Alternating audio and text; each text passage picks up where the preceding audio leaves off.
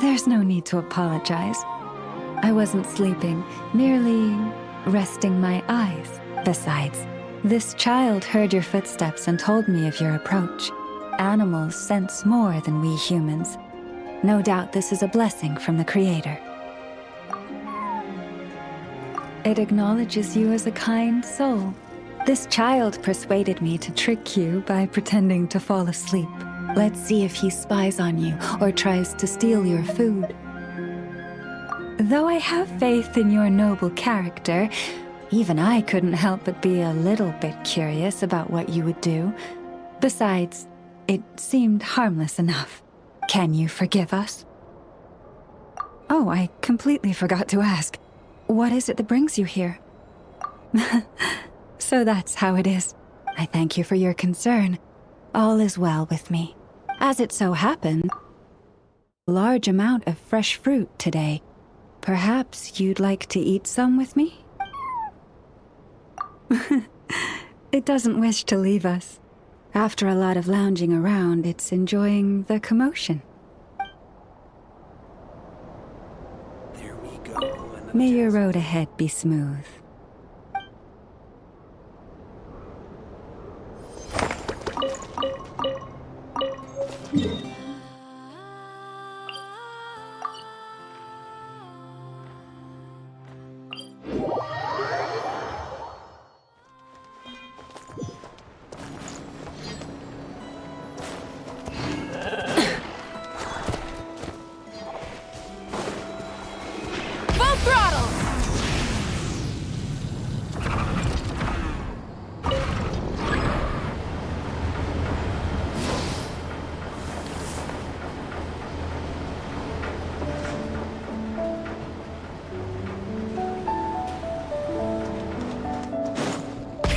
Rev the engines!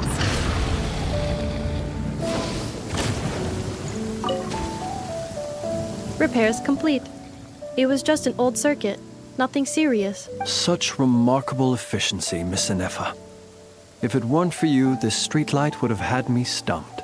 If it had proven beyond fixing, I may have had to take my own lantern and hang it in its place. Aino previously proposed a solution. She said she could train the Ratniki so they'd have the basic knowledge to perform simple tasks, like repairing circuits. That way, you wouldn't need to inform Aino every time a streetlight goes out and then wait in the dark until I arrive to repair it. Yes and no. Strictly speaking, maintaining the brightness of the lights has been their traditional role. Before the use of Kuvaki became widespread, the streetlights were powered by regular oil. Back then, people were needed to light and extinguish the flames. Because of how dangerous said streets were at night, the Ratniki took on this role. They already carried lanterns, in any case, and were adept at using them while fighting.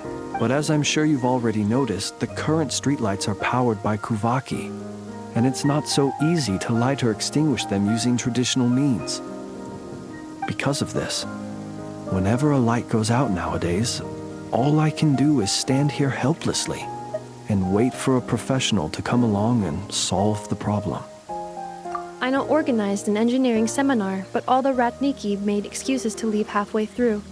They said things like, I have an urgent task, or I need to go on patrol, or it's time for me to make a report. I didn't leave. It is, after all, disrespectful to the host to leave a seminar early. True, but the biscuits you brought were too much of a distraction for Aino. She stopped teaching completely. And then I was so busy trying to stop her from eating that I could not take over the seminar. So please, the next time you attend a class of any kind, don't bring anything sweet that might attract Aino's attention. And don't bring any toys either. I promise I won't. Please say it in full. The last time you promised not to bring anything sweet, you brought a toy, and Aino was completely unable to continue. I promise I won't bring anything sweet, any toys, or anything else that might unduly divert Miss Aino's attention. That's better. I'll notify you when she next holds an engineering class. For now, I have to pick some laccaberries for her. Goodbye. Traveler, do you know of anything else besides sweet treats, toys, and small fluffy animals that might keep Miss Aino quiet for a while? Half an hour shall suffice. A companion? Oh, that is inspired. Perhaps I should ask Miss Nefer if she can send Miss Yehoda to accompany me. Naturally. The only reason I wish to ask Miss Yehoda to attend is that if I am to swim in the great ocean of knowledge, I'd very much like someone else to enjoy Miss Aino's educational ablutions. Considering the strength of Miss Yehoda's relationship with the two of you, I believe she would be the perfect candidate to go with me.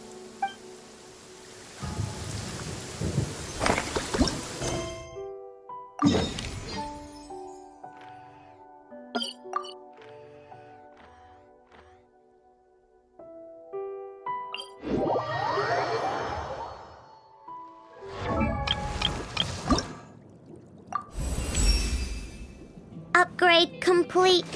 I know operational stability increased. Energy consumption also increased. Please feed I know sufficient cakes.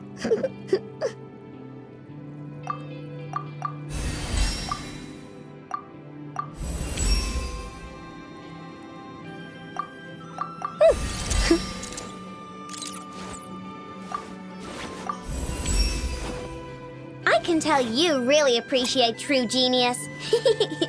You have chosen wisely.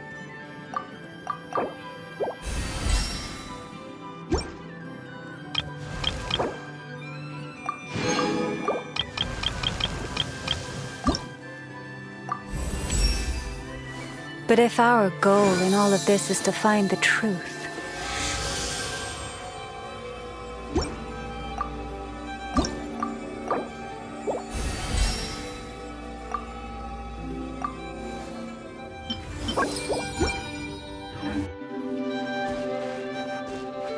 Full throttle!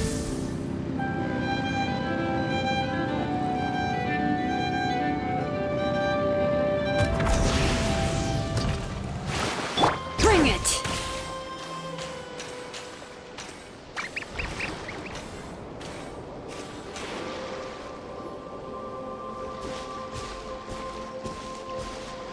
Oh, gloomy skies overhead. Oh, just like the last time we were here. The air's all icky and sticky and dark and damp. Oh, we didn't get a good look then. All Paimon remembers is that really tall tower. So, let's explore the area more fully this time. Wait, is that...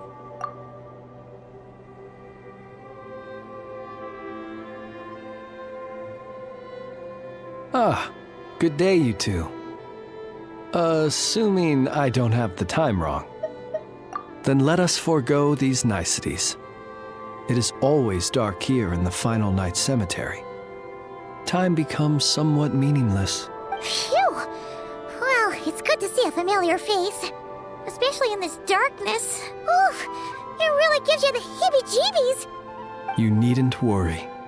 This is my humble abode and the tomb of the Lightkeepers. And while somewhat dark, it is on the whole a safe place. That being said, I rarely receive visitors here, save for the occasional colleague. What brings you two here? Well, to be honest, we just wanted to see where you live. We were in such a rush last time, we didn't get to do a proper tour. I see. In that case, as guardian of the tombs here in the Final Night Cemetery, allow me to extend the warmest of welcomes to you both, on behalf of the spirits who slumber here eternally. Wait, do you mean there really are ghosts here? That is correct. As you may have noticed, this island is dotted with headstones. You might think of it as a veritable necropolis filled with souls. Isn't it a welcoming thought? Not at all. If anything, this place just got scarier. Ah, apologies. It was meant merely as a gesture of the hospitality that you deserve as guests. We don't receive many visitors here, after all. But I suppose it is a tall order to expect people to suppress their fear of ghosts. Even so, I do hope your visit shall be a pleasant one. The spirits on this isle, while somewhat old-fashioned and hardly gregarious, are an unassuming crowd who keep to themselves. I have found they make perfectly decent neighbors. If you still have misgivings, I can only suggest that you avoid staying outside where possible. The ghosts do not tend to set foot indoors very often, although that might render your sightseeing experience a little less riveting. Let me think. Most of the camps on this isle have been removed, and only the lighthouse remains, symbolizing the many battles the Lightkeepers have fought against the Wild Hunt. In that regard, it has quite a bit of historical value, and is thus well worth seeing. Yeah, that was the first thing we saw when we arrived. So, it's a lighthouse, huh? What happened to the light? Years of disrepair and a shortage of fuel, I'm afraid. As this island became abandoned, maintaining the lighthouse became increasingly difficult. Besides, even if we were to rally sufficient manpower to repair it, it would serve little purpose these days. In the past, it guided people on their way to and from the island. But all those people now lie beneath our feet in eternal rest. Well, that is perhaps not entirely accurate. They do sometimes come running out, speaking once familiar utterances into the void. In which case, since you are not used to the darkness that shrouds this island, you could consider restoring the lighthouse to illuminate your way. I too know well the comfort that a distant ray of light can bring on those lone journeys through the cold night. Speaking as a lightkeeper, we no longer need the building all that much, and I am under no official obligation to maintain it. And personally, I am more partial to the night than the day, so I find myself quite comfortable here in the dark. Besides, I have a lantern of my own. I would rather tend to that than rely on a more distant warmth. As such, you should have no issues using it, so long as it helps you. I believe there should still be some backup fuel for the lighthouse stored in an old tent to the north. That should be enough to serve your present needs. And if you should need to find me, I will be in an underground basement on the north side. That's where I will be sorting through my reports. I will meet up with you once I have completed my urgent tasks.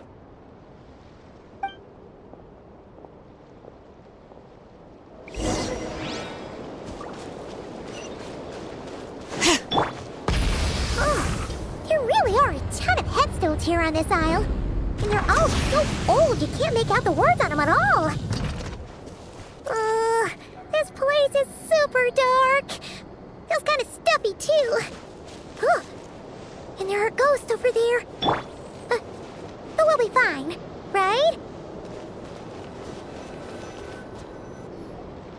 Either way, let's try not to get their attention. Let's just grab the fuel and go. The sky is so dark. I'm scared. They're staring at me. You sure took your time, didn't you? Come on, help me shift this fuel. It's almost time for our lighthouse shift. Does he mean... Look at you, shaking like a leaf. You scaredy cat. How you made the cut as a ratnik, I'll never know. Come on, grab your stuff and let's go. Perhaps I'll even tell you a ghost story on the way. What? A ghost telling us ghost stories? Wait, hang on. Was he just trying to scare us? You ever heard of the blue fire? As we all know, when you're out walking out at night, you should never look behind you, and never look all the way down at the ground. Always look ahead into the distant skies. Well, that's because the Wild Hunt watches us from the darkness. They wait for you to lose your way in the fog, and then, when you're at your most vulnerable, they come and take your life. That's why it's dangerous to travel alone in the dead of night. But sometimes, if you're lucky, you'll see a blue lantern shining out in the darkness. They say it only appears if you've run into the Wild Hunt or if you can't find your way at night. Either way, if you ever see the blue lantern appear, you must remember to follow it. Don't ask me what it is, 'cause I don't know. My granddad says it's one of the Fae that used to live in Krai in ancient times. But it could equally be the ghost of one of our fallen warriors. One who truly hated the Wild Hunt. Whatever it is, the Blue Lantern seems to be on our side. The side of the Light Keepers. I'll bet that's why the Starshina wants to make offerings to it on the island. Ah, shucks, look at me talking away. I totally forgot I've still got fuel to move. Wait, but we brought all the fuel with us. What's this guy talking about? All right, I'd better get back. See you later, scaredy cat. It's nearly time for my shift.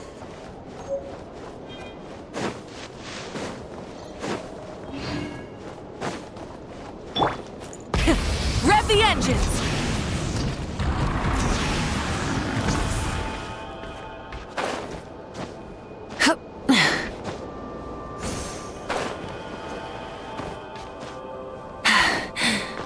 Phew.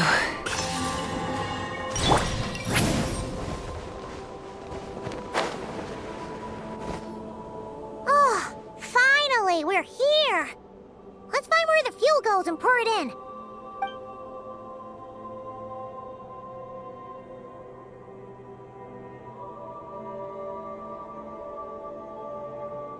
Woohoo! The light's on! This should make things way easier. Now we can keep exploring.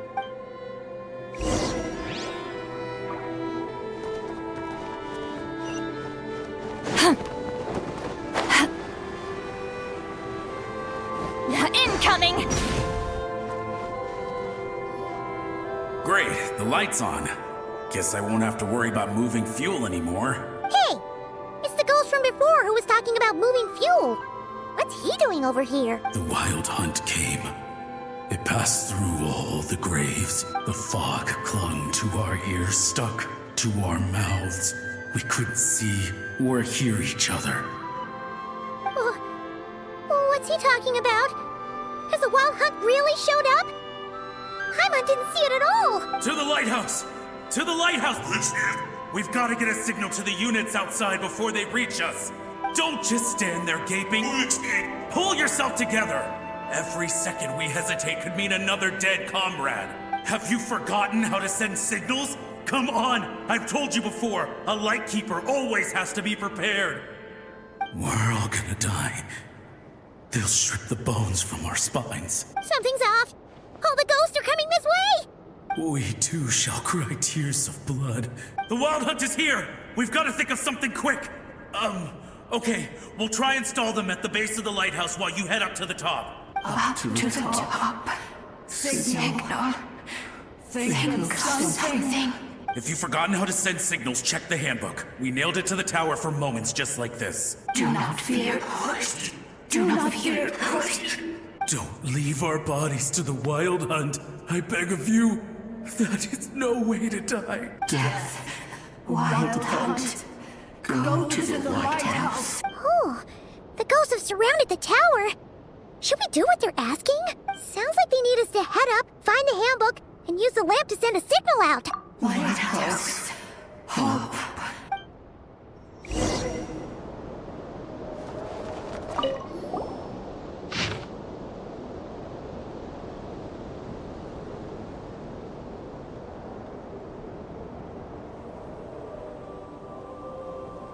The handbook says that we've got to aim the lamp in the right direction, then control the brightness according to the signaling rules. There are 5 signal types: distress, warning, guidance, summoning, and all safe.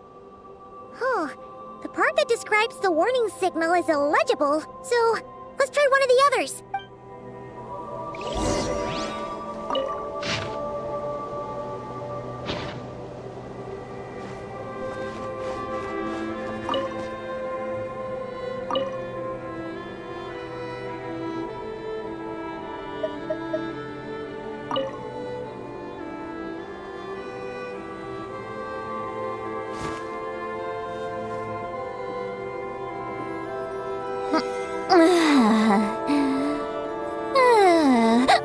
Okay, the signal is sent. Let's go check on the ghosts.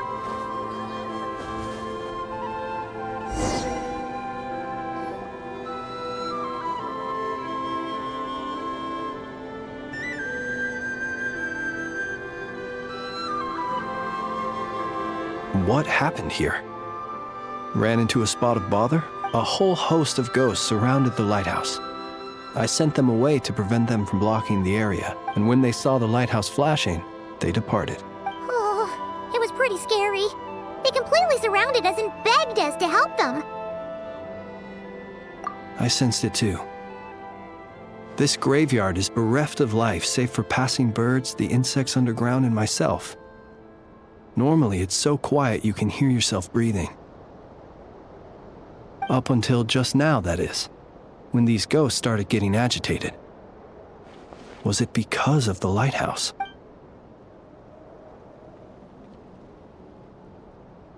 They asked you to send a signal out.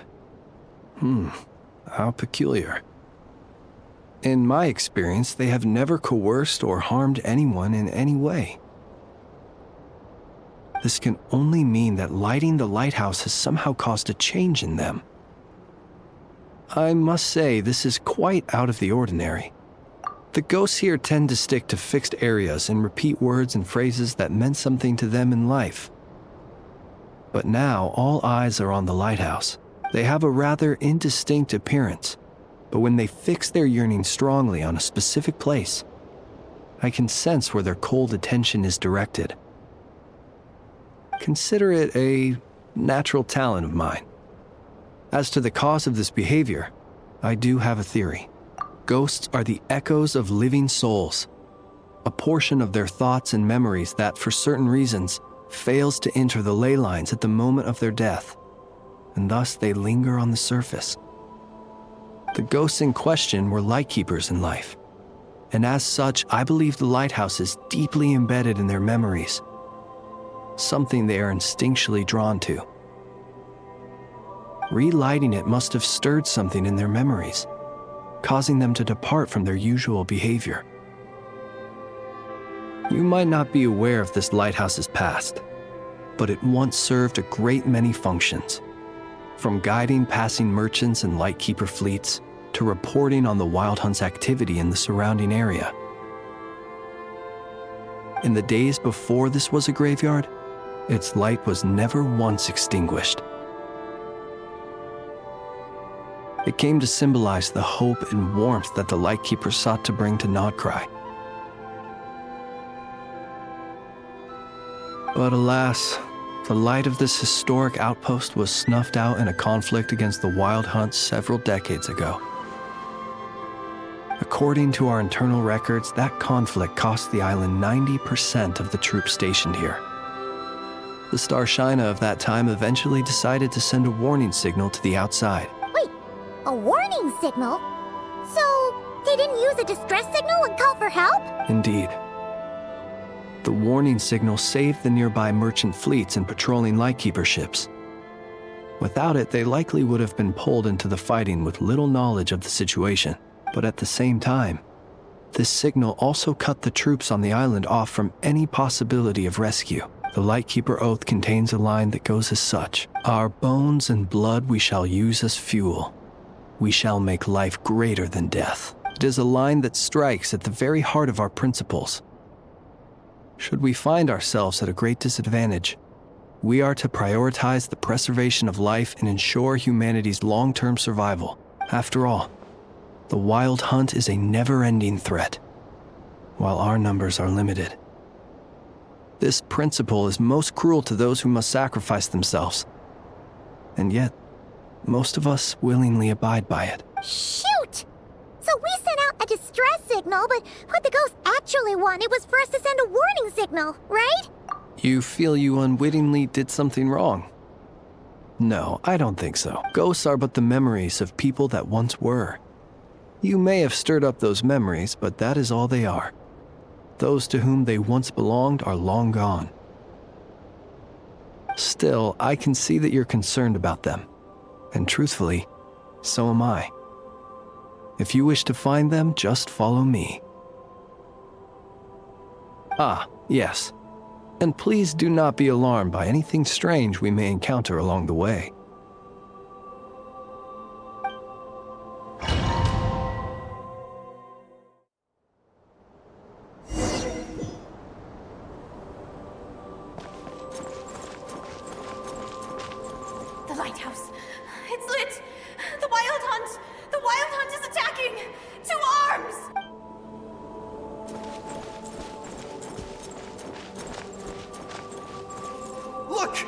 Someone's put out a distress signal!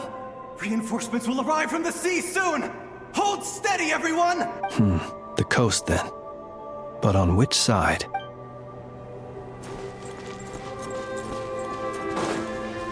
Let's go.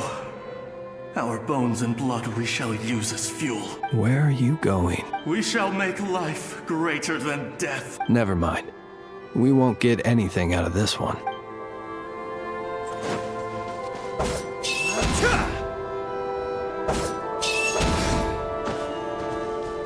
It's too late. There's no point calling for help now. Even if reinforcements from Pyramida do arrive from the north, they'll only end up as fodder for the Wild Hunt, just like us. The north it is then.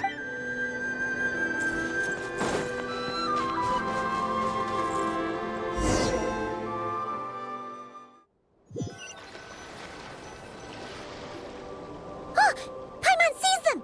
They're all gathering on the beach! Had reinforcements arrived on the day of that battle, they would have landed here. You have to understand that ghosts are hard to reason with. A better way to communicate is to give them key information that might provoke some sort of a reaction.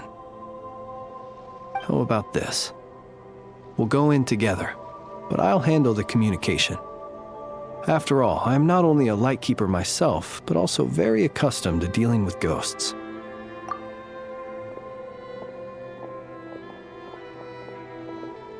Don't come near us. Don't try to save us. Help is on the way. The Wild Hunt is coming in too fast. There's no time. Let us stay here and take them down with us. This place will be enough of a graveyard by the time the night is through. Don't send more people to their deaths. So you don't need rescuing? No, we do. Please save us. We can't hold on much longer. Everyone else is gone, and we are lost. What more can we do? Please, someone, anyone save us. Ignite the blue lantern. It will guide you far from the Wild Hunt. The blue lantern cannot bring back souls from the dead. Even if you light him up, it will be too late. He can help you destroy what remains of the Wild Hunt, but he cannot save you. Don't rescue us. Don't come any closer. No, wait. Help us, please. Someone. What's this supposed to mean? Do they want help, or don't they? Those poor souls. On the one hand, they hoped that someone would send out a distress signal and save their lives. On the other, they did not wish to call in reinforcements only to send them to their deaths. And so they sought the help of the Blue Lantern spoken of in local legend. And indeed, one such lantern was still preserved on this island. That ought to have been their last hope in a time of desperate need. But to my great regret, it is of no use to them now. Will any other horrible things happen? They will recall the unfathomable suffering they experienced in their final moments. We shall part the snow curtain of the sky and blast the winter winds across the wasteland. We have sworn an oath, and so we must fight to the end. We cannot wait for them to come. We are the last ones. Pick up your weapons. We are the Light Keepers, who shine the eternal light of hope into the endless snow-swept plains. Wait, Flint's! It seems like these ghosts have rallied. Again, they are but the replaying memories of once living people. It is not the ghosts who have rallied, but the Lightkeepers who fought to the bitter end. Viewing the world through human eyes is like looking into a kaleidoscope. It is so complex and yet so beautiful. The sorrow and reluctance in the face of death. The longing for a life of peace and stability. The surprising valor that wells up in the hour of despair. If it were up to you, traveler, would you wish to do something for them? Is that so? A response befitting an adventurer of your caliber. Personally, I do feel inclined to do something for them. To help these shadows of the heroes that once were forget the death that will soon be upon them, and return to their slumber. In time, the memories and yearning of these ghosts will fade and slowly return to the ley lines. But that time has not yet come. My dear Ratniki, I am Kirill Chudamirovich Flintz. Once upon a time, it was I who retrieved your fallen bodies from the battlefield. Now, let me once more lay you to rest, for you are worthy of my respect and earnest esteem. Look upon my flame and wander no longer. Return to your graves and forever rest in peace. 6 feet under may you slumber in your erstwhile homeland, and in sweet dreams return to the ley line's embrace.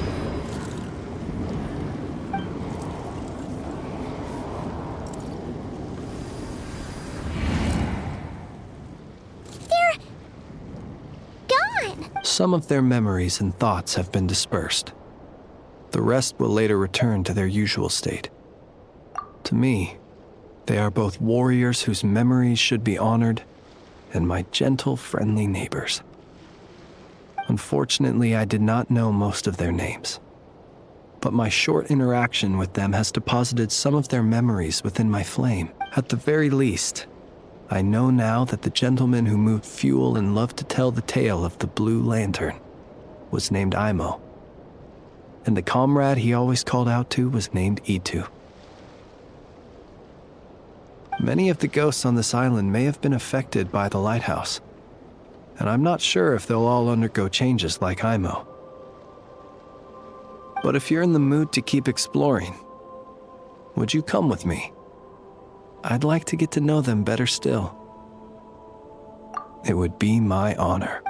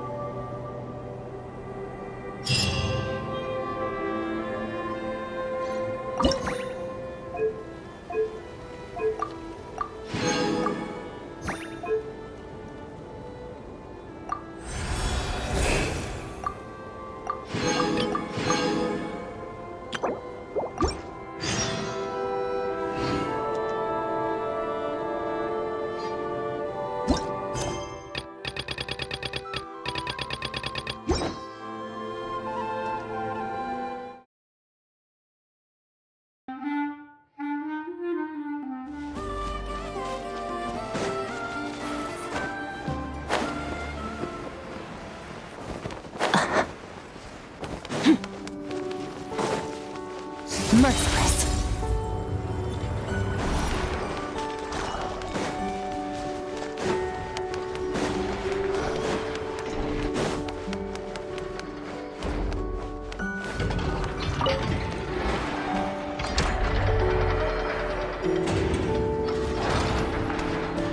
Enough. Yes? Do you like kittens?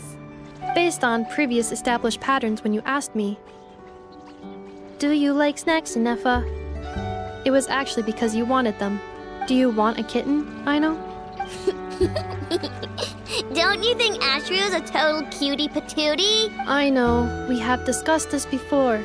Our house is not suitable for pets. I know that. I don't want a cat or anything. I promised you, didn't I? But say, Enougha. Don't you think cats are cute? I think cats are very cute. However, it would be even cuter if you could make me a vacuum cleaner that does not get clogged by cat fur. I'll make that for you later. But before that, let me ask you a question. Enougha, do you want to transform into a cat? I know, I do not understand. What? Enougha's gonna become a cat? Traveler? Paimon? Are you here to play? Gotta say, your timing is perfect. Do you like snacks? I got snacks. You can have some. Oh, Paimon loves snacks, but maybe she shouldn't.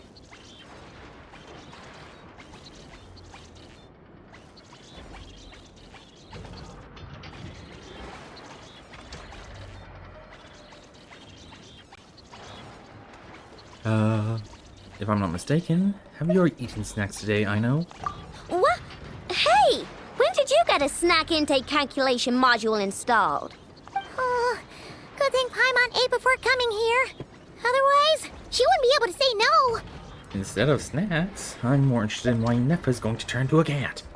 That's because I heard some stinky brats gossiping and saying stuff like, "Ooh, Nefa's always wearing the same thing. It's so boring." Everyone's always wearing the same thing. Well, mostly everyone. They're the boring ones. Nefa looks awesome, and she's super interesting. Isn't Scarlet the only thing she's wearing? The hat and the cape? But I gave it more thought, and when I was making Nefa, I never asked her if she wanted to look like this. So, you want to give Nefa a new look? Just buy clothes. Well, it's nice to change your clothes once in a while, right? But I'll only give Nefa what she wants. I'm a super open-minded parent after all. Parent in quotation marks. The body you made for me is perfect and convenient. I pay such aesthetic concerns no mind. If I hear something terrible, I will simply delete it or deactivate my auditory systems. Thus, this is a non-issue for me. So when Aino nags you about making krumkakes, will you also turn off your auditory system? No, I listen to everything Aino says because she's an important member of my family, and what you say is also of great importance to me.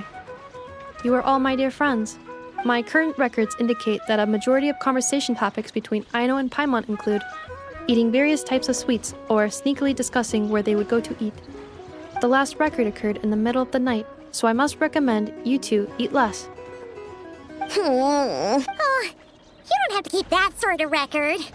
On the other hand, the traveler's speech is divided between commissions, caring for and helping friends, as well as dealing with various kinds of dangers. I guess we talk a lot off screen. Traveler, I recommend you rest more. Once the work's done, I'll rest. Well, you've got no work to do now, so I guess it's rest time. Which means I'm going to make a nice kitty outfit for Nefa. Help me out, Paimon. And I can make one for you while I'm at it. Great idea. Bye, kitty. Don't agree on Paimon's behalf. Well, unless it looks good, then Paimon thinks that wouldn't be so bad. Maybe you'll get more snacks that way. All right, then we're all set. Nefa, make us some krumkakes. Once you're done, we'll have your outfit ready.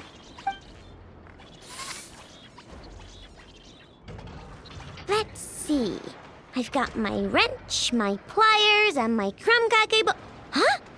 Why is there a krumkake bolt here? Ooh, and here, you can have this as a souvenir. It's just something I cobbled together when I was bored. It probably does something, but I can't really remember what right now. I'll tell you if I do, though. The most important thing right now is to make super cute cat outfits for both Nefa and Paimon. I wonder if we'll ever get to see that. What color should I... Never mind. I'll just lock the overall design in first. Do not worry. Aino is an excellent craftswoman. I am sure whatever she makes will look great.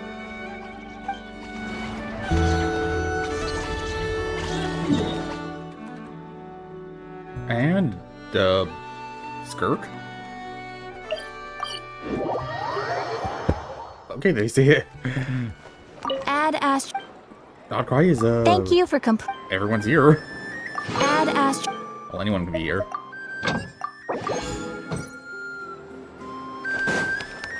Maybe we'll just pass the way to Skirk. This way. Merciless.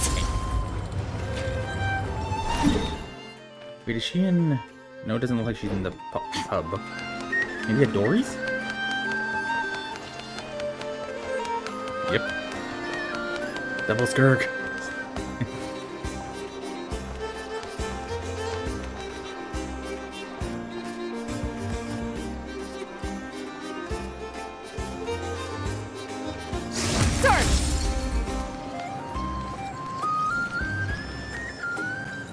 Outfit comparison.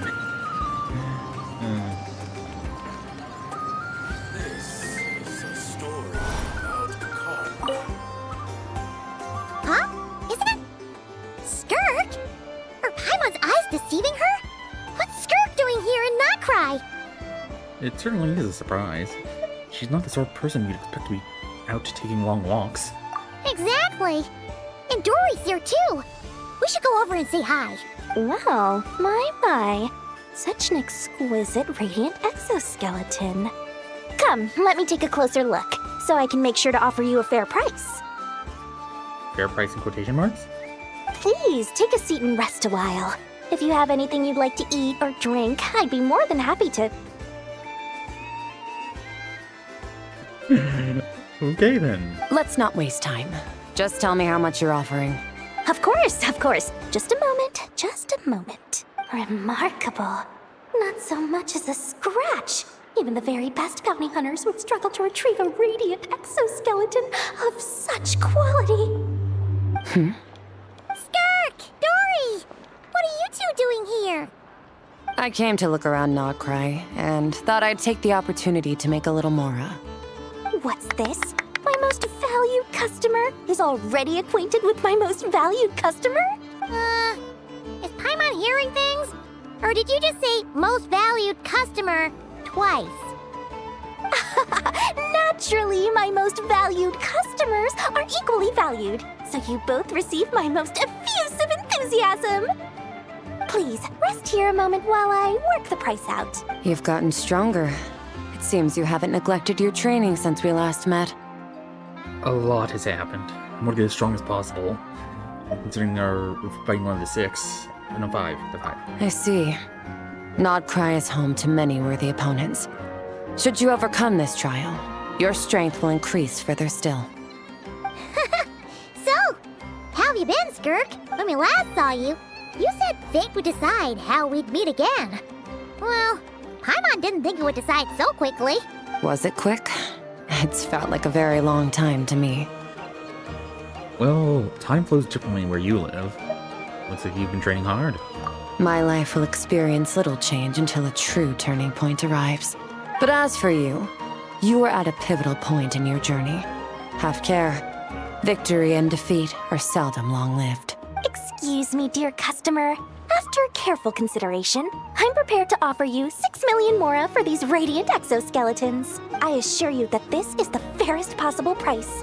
While you might be able to sell a single item for 700,000 or so, when it comes to buying in bulk... I'll take half of that in cash. I won't be staying long, so there's no point carrying around more money than I need. As for the other half, give it to these two in the form of food or supplies. You should have plenty of both in your stores. Of course. I can see my most valued customers enjoy a very close relationship. Here's your mora. Please, do stop by again. I'll be going then. Until next time. Huh? Won't you stay for a chat? Oh, she's gone again. That's Skirk. That's just how she is, sweeping in and out like a sudden gust of wind. I'm used to it by now. Hey, that reminds Paimon. You haven't forgotten her somehow? Even though you've done lots of business together before? What's the deal with that? Huh? What do you mean? The all-knowing Lord Sangama Bay keeps every customer near and dear to her heart. Fine, if you must know, she's not really my customer, but rather a guest of Miss Alice, my supplier. Miss Alice introduced her to me, and now she drops by from time to time to do business. She's the perfect customer. She always brings quality goods and doesn't care too much about the price. Whoa! There's one suspicious-looking grin. You're not ripping her off, are you? Ridiculous! A strong, mysterious customer like that who brings me valuable items? I practically worship the ground she walks on. Dory's Divine Bazaar is a fair and reputable business. Now, I promised I'd supply you with food, so it's about time I start hunting for ingredients. And supplies. 3 million mora. What can I find that's worth 3 million mora? It looks like I'm going to have to dig out something very special indeed. Oh, well, that was nice skirt, though.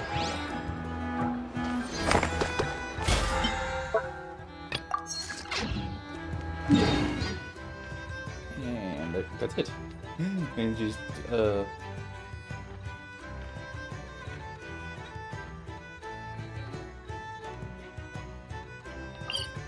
5 days, so it's once a week? Alright, well, that'll be all. Very, very short, but, you know, people like these. I do too. Toodle.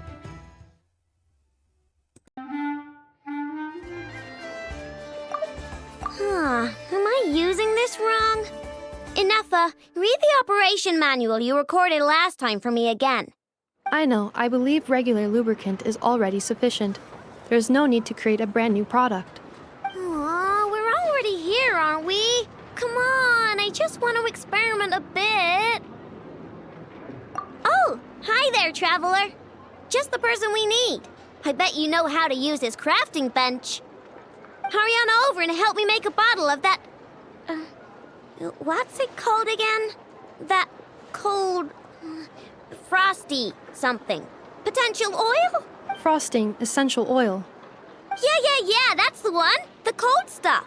I want to mix it with lubricant to create something special for Ineffa's joints. I was gonna do it myself, but taking efficiency into account, it might be better if you helped me out a bit. The truth is, Aino wasted all her ingredients trying and failing to make essential oil. We presently have enough to make only 2 bottles. I didn't fail. I was well within the bounds of reasonable trial and error. Making essential oil is a piece of cake for me. Piece of cake. But since you're the professional, it makes more sense to let you do it now that you're here. Please?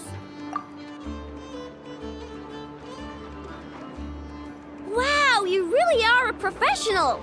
Come on, Ineffa, let's head back and mix up some lubricant. Trust me, this new lubricant is gonna solve your overheating issues. Easy peasy. Alright, Aino, but my internal components are not actually overheating while I'm operational. Well, it doesn't hurt to be prepared. Thanks for the help. I only need 1 bottle though, so you keep the other one. Anyway, it's time we were going. Stop by and play when you have some free time.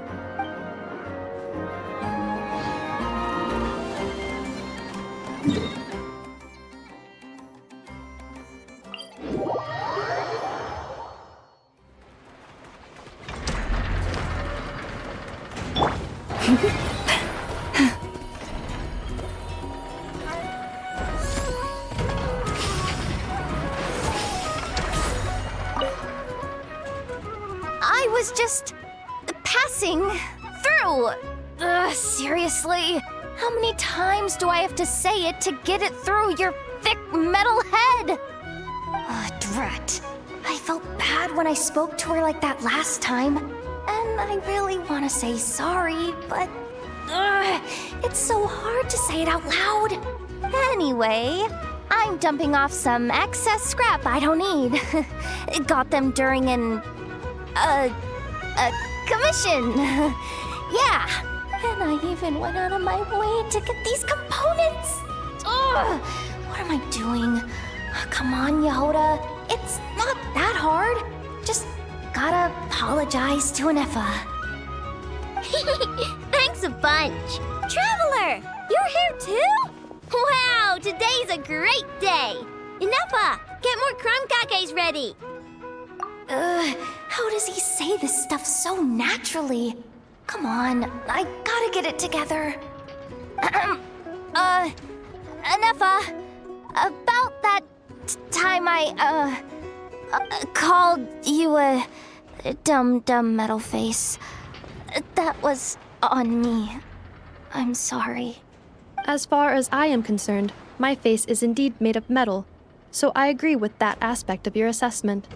However, I disagree with the rest. The logic module that Aino created is not dumb. Huh?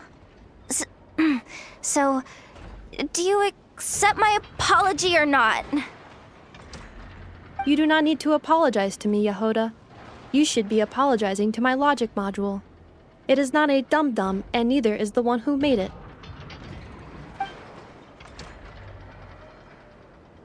Only because she asked me to.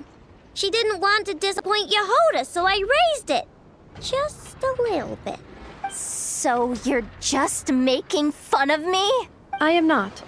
As a matter of fact, The aforementioned module truly is all Yehoda needs to apologize for. A portion of said module's external monitoring port is located in my eye. Please make eye contact with me and apologize to it. Yikes. Okay. I'll just spit it out. I'm sorry. Logic module that I know made for Nefa. Very well. My logic module and I forgive you, Yehoda. Have this lockaberry crumb-cake as your reward. It's freshly made. I know, traveler. You two are welcome to have some as well. Finally. I finally managed to say it. Even though it turned out a little weird, that took more out of me than exploring a whole ruin.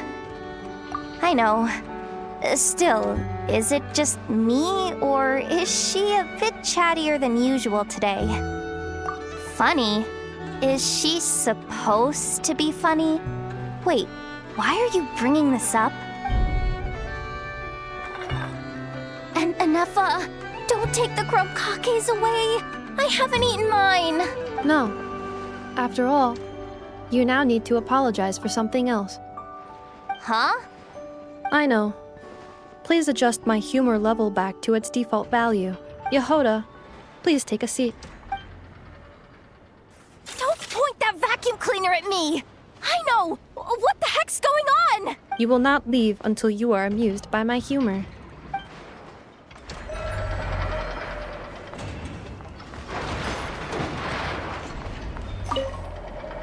Hoo-wee! Today's crumb cupcakes sure are yummy.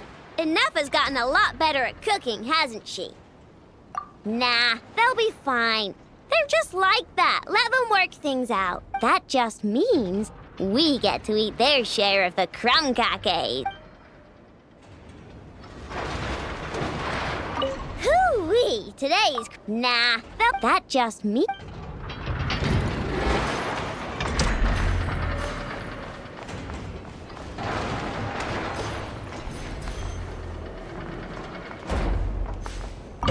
Are you amused now, Yehoda? Oh yeah, I'm busting a gut right now. You are lying. You wouldn't even look me in the logic module port. Oh, come on. How am I meant to laugh at your jokes when they suck this bad? Logic me that, you robot! All right, then we will continue. Oh, we will not continue. I've had enough, so please stop holding me at vacuum cleaner point. I laughed, didn't I? Is that not good enough for you? Yehoda, please take a seat. I will continue telling jokes.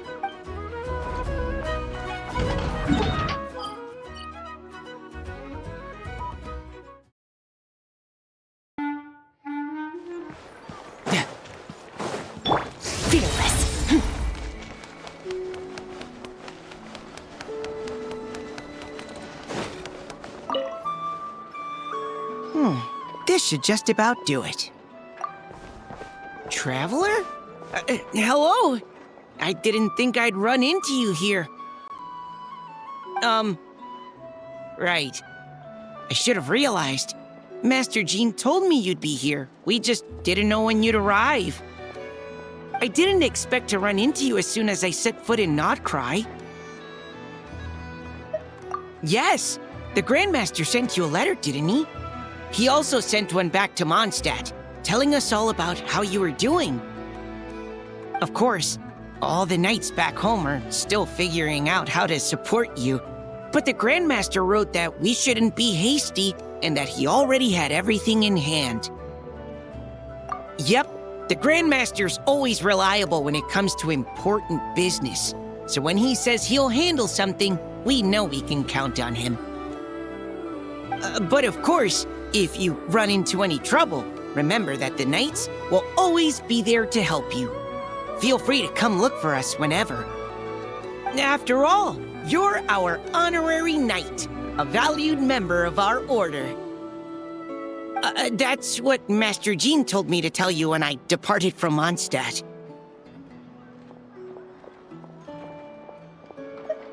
Huh?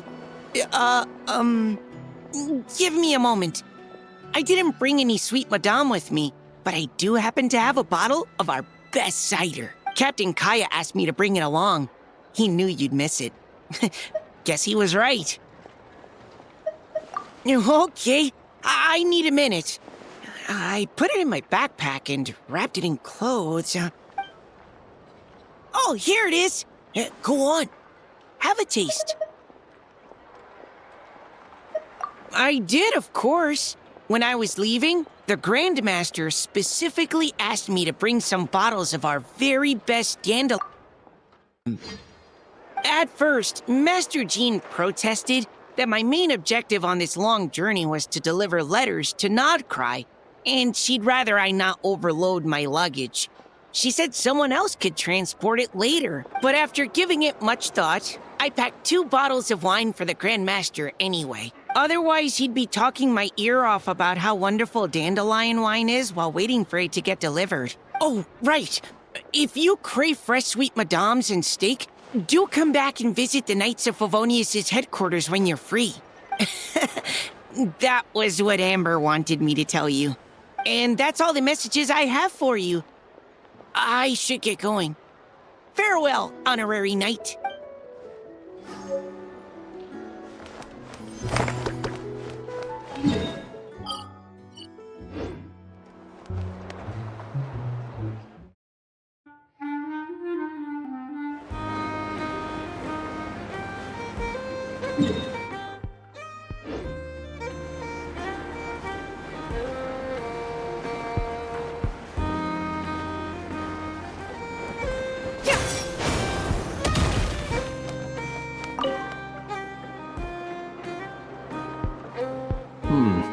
Is no one here? Well, hello. This is certainly a most joyful encounter. Seeing you lifts my spirits after a somewhat disheartening trip. I wouldn't say anything's the matter, merely that I am dealing with some unexpected circumstances. I recently learned of a collector in Nasha Town who, due to financial concerns, has been obliged to offer a pair of ancient coins for sale. I'm told she's a little eccentric and doesn't reply to letters, so I came out here myself to see if I could arrange a deal. I needed to come to town anyway to pick up some supplies, so I thought I'd pay her a visit on the way. Unfortunately, she doesn't appear to be home. It's just a little hobby of mine. Everyone has something that tickles their fancy, am I right? For me, it's old coins and gemstones. Time is the best filter. Anything that can make it through the sieve of time is almost guaranteed to be of good quality. The style, pattern, and condition of a coin convey a lot of information.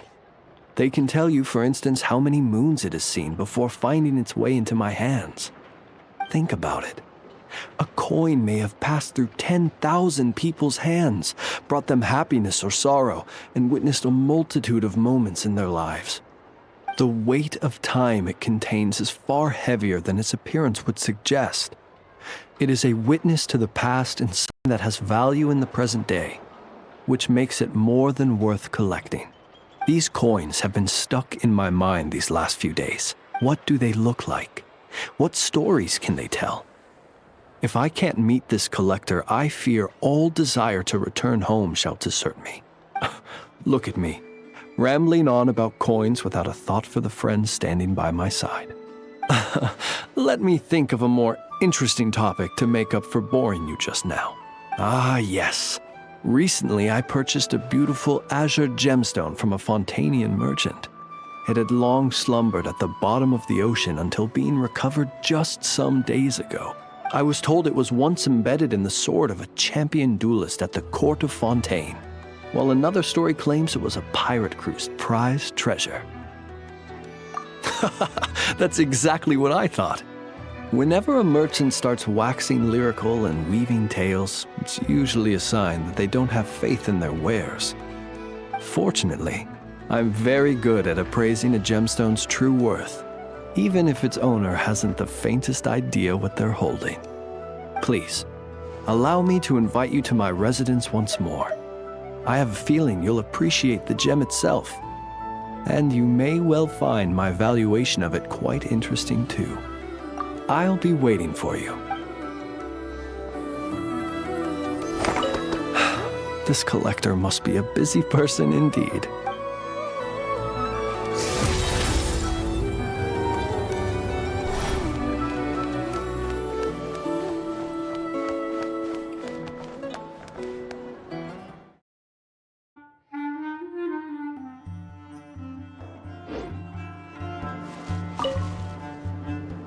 Hello there, traveler.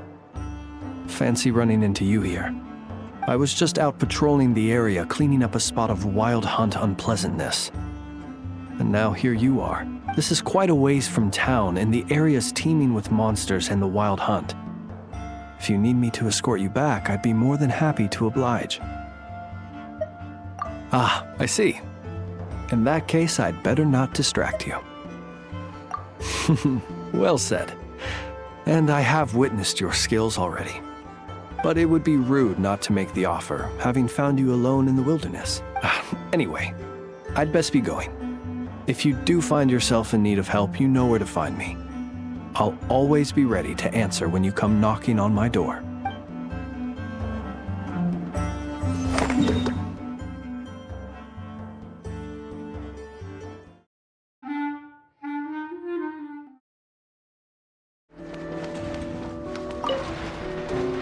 Little Chard, I think you're getting smarter. You actually pick out useful treasures from the trash now. Huh. I'm 1,000 times smarter than you. Oops, I was wrong. It's your arrogance that's been skyrocketing. Maybe I should take that flower back. Looks like someone is getting a bit too big for their britches. I won't let you! And it's not a flower. Yeah it is. It's the one I put on you last time. Well, I won't let you take it. Why? Because it makes me smart.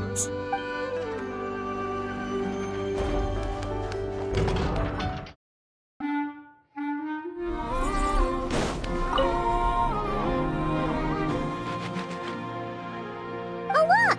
There's that weasel thief again! And it's right next to Lalma! Huh? It took off! Come here. Our little friend asked me to pass this Mora on to you. Huh? Why would a weasel thief give him its Mora? As I said, it greatly admires your treasure hunting abilities and wishes to join you in unearthing every treasure chest in this world. Consider this its deposit. When Mora is involved, a weasel thief never lies. Keep it safe. This coin represents an agreement between you and the weasel thieves. Or at least, this weasel thief. I wouldn't worry. I know I said it's an agreement, but I believe it just wants to make friends with you. It didn't know what kind of gift you'd like, so it chose to give you its favorite thing. Please do. If you're interested in taking up the offer, leave some dried lacca berries by your pillow when you get home. It's very fond of those. Not too many, of course. It might struggle to burrow its way home if it eats too much. Now where in the world did If you're interested in taking up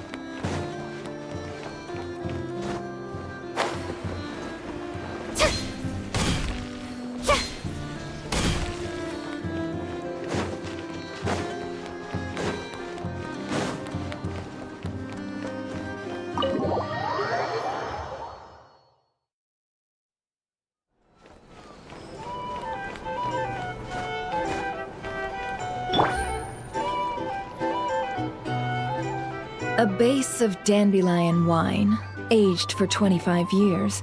1/7 part bittersweet liqueur, filled halfway with fizzy zaytun peach pop. All three of those ingredients are fairly sugary, It'll have a lovely sweet aftertaste, even a little too cloying. A spoonful of salt and half a spoon of powdered summer orchid leaf should cut through the sweetness in a way that's clear but not overpowering. I can imagine it now. A delightfully layered flavor. It's all down to the seasonings you sent me, Lady Nefer. Otherwise, I'd have no idea how to mix up a cocktail that so befits Nod Krai. Just a little gift. I'm glad you liked it. I'll be happy to send more when you run out. Many thanks. Though I think one taste is enough where these seasonings are concerned. Besides, you sent so much I could hardly finish it by my lonesome. And my colleagues aren't accustomed to these flavors, so I can't even share around. I'm afraid they'll end up sitting on a shelf going to waste. Can't say I'm surprised your colleagues at Liyue's Ministry of Civil Affairs aren't too keen. I wouldn't expect the flavors of Nod Krai to be their cup of tea. Though, from what I've seen, might I presume that we've won you over? I wouldn't go that far, though it's not like I dislike the food here. It's good to try new things occasionally. I love your attitude. You'd make a great businesswoman. It would be nice if everyone from the Ministry of Civil Affairs were like you.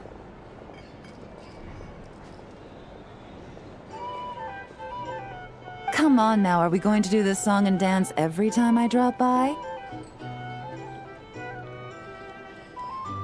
Stop fixating on the Ministry. Never mind them. Have you managed to carve out a single foothold in Liyue after all these years? You know what they say over there. A journey of 1,000 miles begins with a single step.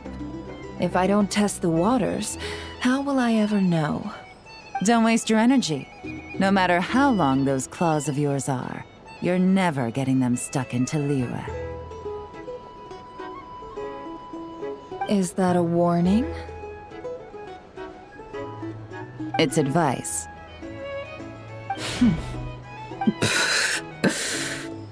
Long claws, you say? I wouldn't think myself so formidable. There's barely a handful of people I have any influence over at all. I can only really think of one young girl who listens to what I say. But she's not the brightest. And I spend more time looking after her than getting any help. Oh, really? Then I guess that painter who fishes in Dihua Marsh, and that apprentice who makes tofu in Qingsa Village, and that guy who wants to work at Wanmin Restaurant. All these people who mysteriously appeared in Liyue. I guess you have no idea who they are? Many people pass through Liyue Harbor every day. Far too many to count. How could I possibly know every last one of these enigmatic nobodies?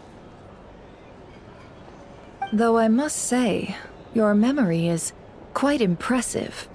Your colleagues must sleep easily knowing they have you to lean on. Why, thank you. Though with you around, nothing is ever easy. I can only say that there's never a boring day. Is that so? Surely your workload has lightened now that you're far from the Ministry? If you've got time for another drink, I'd be more than happy to mix you one. Here's to a relaxing day for us both.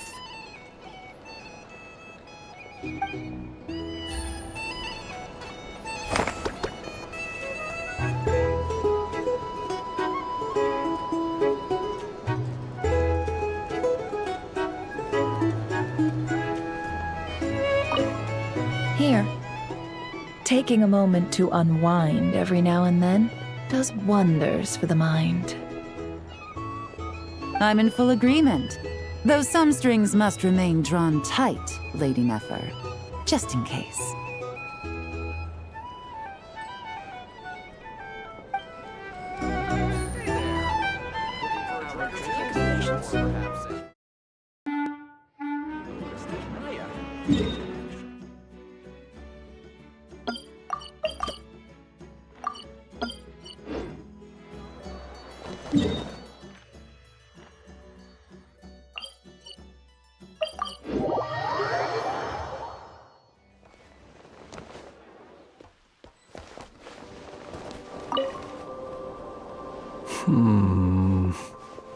There is indeed quite a lot. After accounting for daily necessities and emergency supplies, there's still enough to set aside in case of sudden visits from my colleagues. After all, my personal requirements are modest. It would be a waste not to save the excess and use it to help others in need. Lamp oil, candles, leather, paper, and pens. Oh, and a few bottles of strong liquor, and some emergency food, of course. Judging by your expression, I can tell you're wondering, what emergency food did you buy? Exactly. These supplies need to stand the test of time, so all of this food has undergone special processing. I assure you, unless you're on the brink of starvation, you don't want to try it. The cured meat, for example, is as tough as tree bark, and the biscuits taste like tossed-out newspaper. Even if you soak them in milk or vegetable soup, the best you could hope for is soggy newspaper. Well, there are times when one has no other choice. I've tried to extract nutrients from this food before. Well, eat might not be the best word to use. I have a somewhat more efficient method. Here, I'll show you.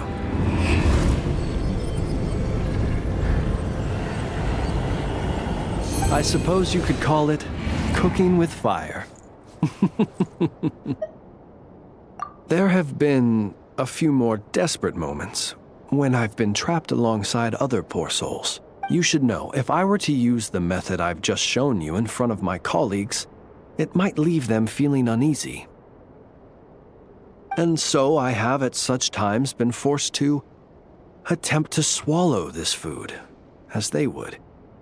Though try as I might, I really was unable to swallow it. In the end, I broke it down into smaller pieces, some of which I stuffed into my mouth and some of which I dropped into my lantern when no one was looking. Unfortunately, my colleagues noticed how slowly I was eating and mistook my reluctance for concern, believing I was eating less to allow them more. After that, they patted me on the back and enthusiastically filled my arms with more cured meat and biscuits. Indeed, I was grateful for their noble act of kindness, and can clearly remember the taste of cured meat and biscuits to this day. Gemstones reflect a gem by candlelight. There are 1,000. I'm in the habit of being as old as they. Do be careful.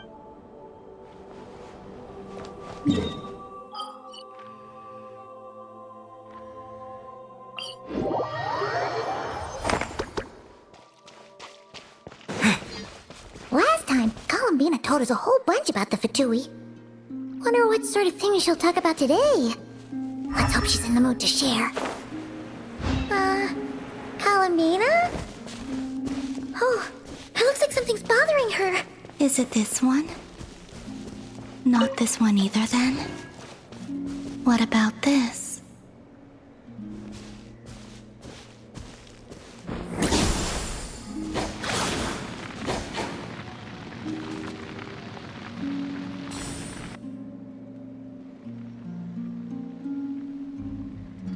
Not this blue, then?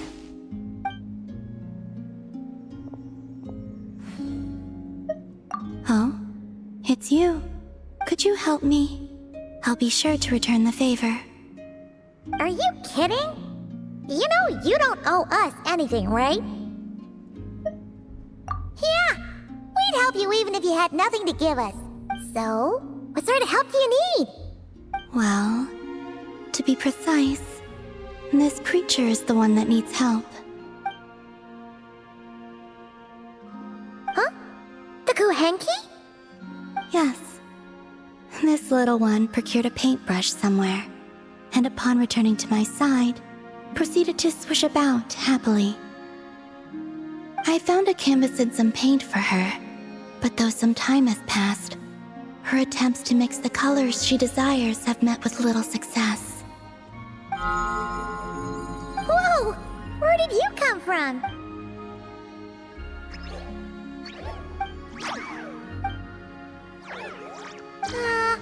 Are we playing charades? Sorry, we didn't catch any of that.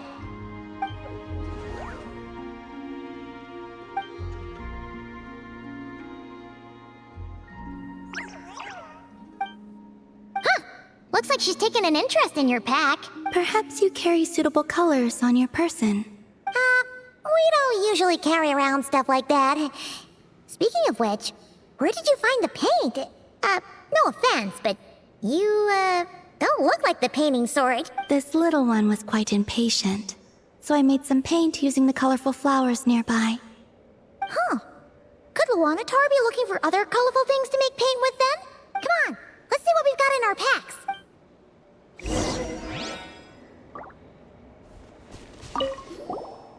Okay, relax. Don't worry, we're searching. Colorful plants from Krai would be the #1 choice, right?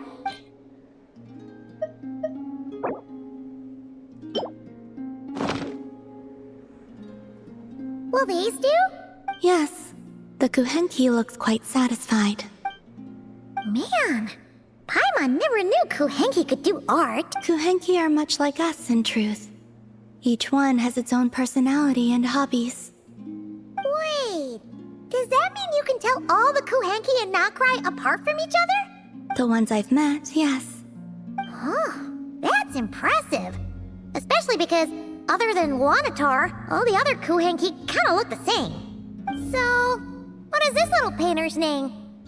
Name? Wait, they do have names, don't they? We recognize each other, and that's enough. We don't need names. I don't have one either. That doesn't mean you have to continue the cycle. Let's think.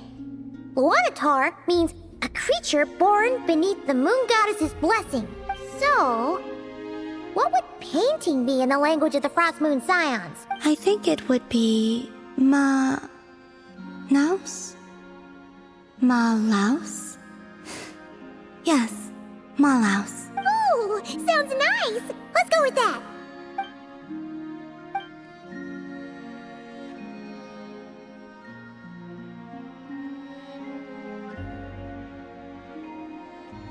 What is it, Malaus? Done with your painting? Oh, let's see! Whoa! What in the... This is amazing! Paimon was expecting something a lot more childish. Or, Melusine-like. The Kuhenki are adept at sensing their surroundings. When it comes to recreating what they've seen, they tend to capture things exactly as they were.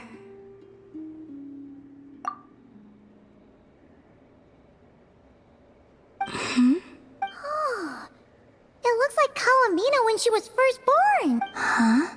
Alama said your birth was recorded by the Frost Moon Scions, but this painting does look a bit different. This little one, Malaus, was one of the first Kuhenki born. It's possible this is Malaus's interpretation of how things looked back then. Seems like you're trying to help us to get to know your goddess, huh, Malaus? Don't worry, Malaus. We appreciate it. We're all friends here.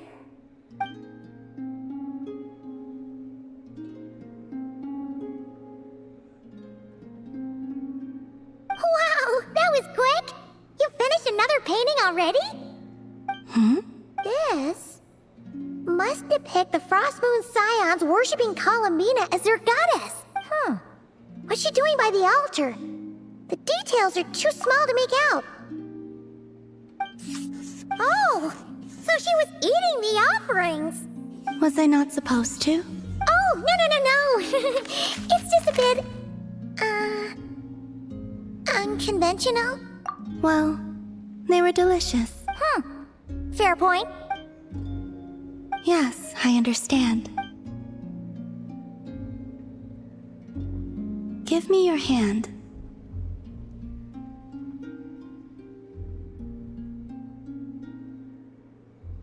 It's not like that. This is proof that we're friends.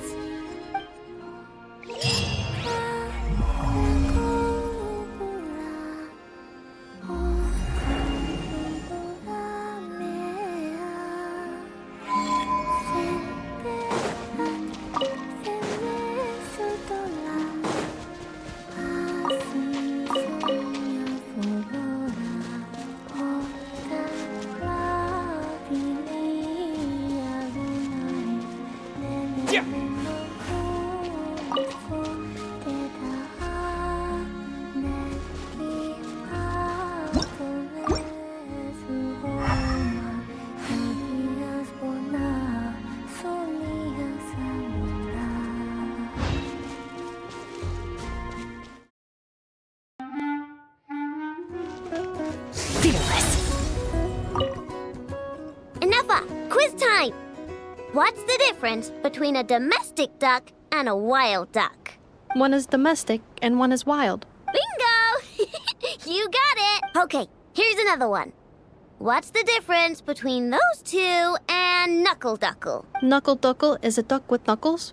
Wrong. Wild ducks and domestic ducks are ducks, but knuckle duckle isn't. I see. Then, are robots people? Of course not. Oh, so I'm not a person. You're Ineffa, the one and only Ineffa. My Ineffa. Just like I'm the one and only Aino. Your Aino. Understood.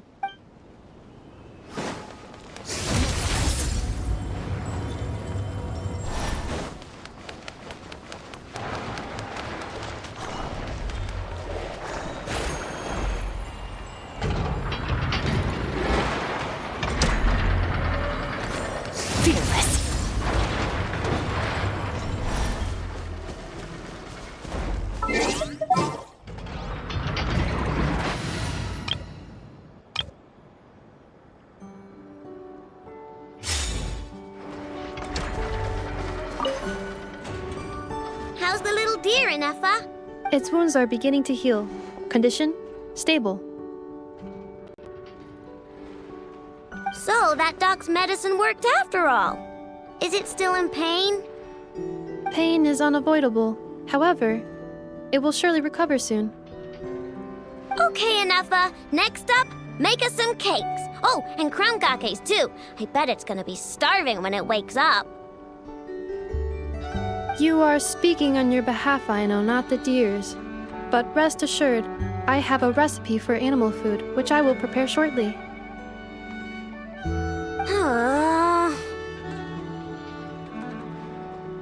You cannot consume food meant for animals, Aino. Hey, I wasn't thinking about stealing a sick deer's lunch, okay? We are.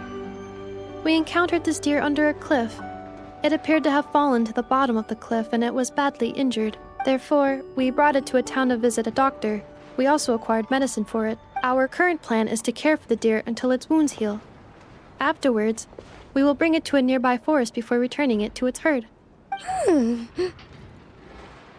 I know, we have discussed this before. I can take care of it. I'll get up early to feed it. Heck, I'll even brush its fur. The previous time you got up early to feed it, you hugged it and fell back asleep. Both you and the deer only finished half of your breakfast portions. Well, that was that's... When you were brushing its fur yesterday, you played ball with it, successfully distributing its fur to every corner of the room.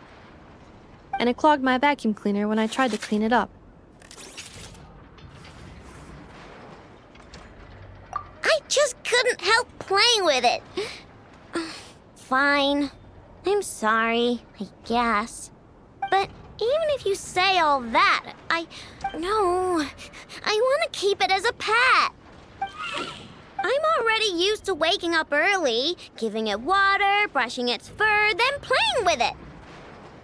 If it suddenly leaves, I'll have trouble adjusting. The deer will too. Look, even the deer doesn't want to go. I am incapable of understanding deer speech, I know. Well, just look at it. Haven't you heard actions speak louder than words? It loves me. If only the deer... And then I could tell it to stop helping you eat the vegetables in your breakfast every morning. What? Ineffa, how'd you know? I did not know. It was merely a guess. You have proven it correct. Ugh, you're such a big, sneaky, lying meanie, Ineffa. Tomorrow morning, I will supervise both of you as you take your breakfast.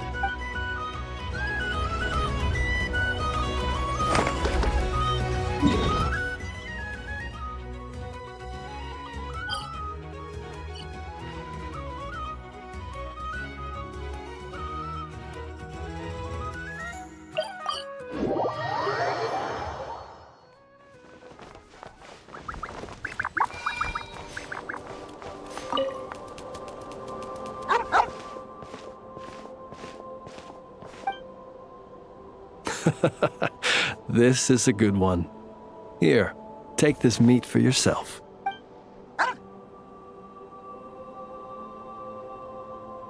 Mine? Not at all. It belongs to itself. It sometimes brings me old bones to help with my puzzles, that's all. I should be clear. While I don't know what bones these are, I can say for certain they don't belong to any humans who slumber here or elsewhere. Bones are another thing that tickles my fancy. Sometimes when I see one that's a bit unusual, I'll pick it up and add it to my collection. Then when I'm feeling bored, I try to connect all my bones and create something whole.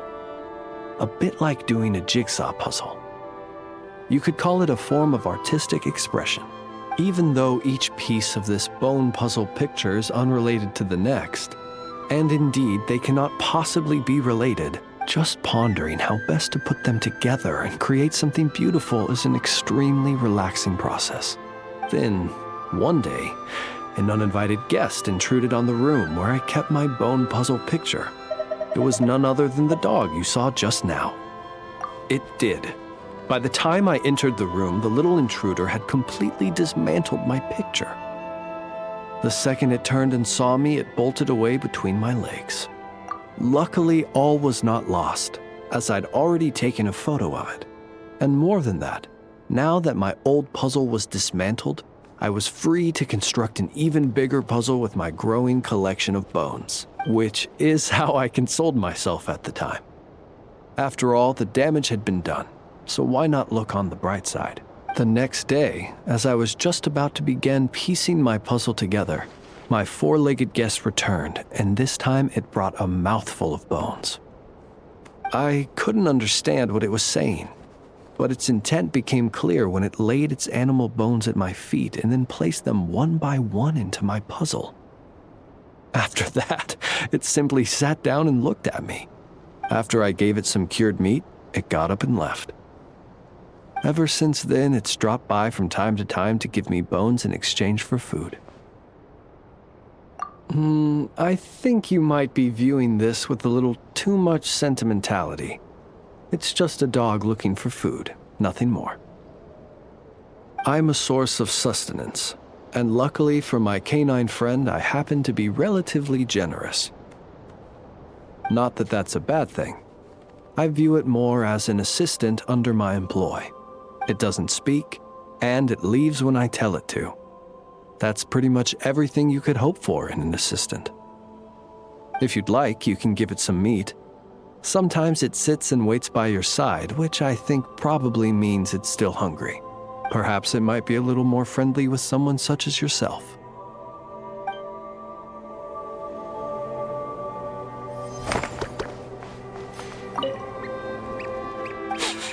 Human with food. Likes bones, but smells scary. Very scary. But gives me food?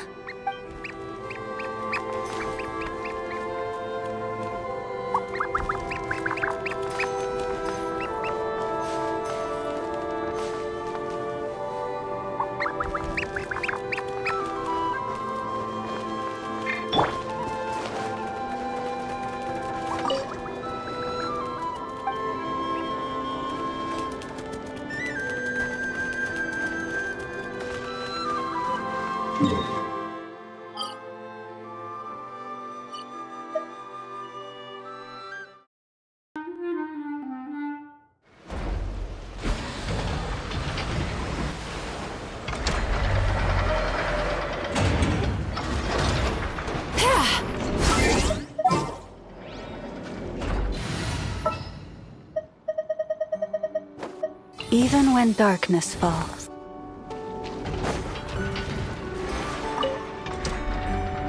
Little dearie, you gotta eat your breakfast, or you're never gonna grow up big and strong. I know. There is still lacquerberry residue hanging from the corner of its mouth. Huh? What? Its recovery is progressing smoothly. In a few more days, we can ask Miss Lauma to send it back to its herd. This little one has recovered well, thanks to your diligent care. When I return, I'll ask around in advance. If fortune smiles on me and I manage to locate its herd, then the next time I come, it will be to send this fawn home. But... I understand. You cannot bear to see it leave.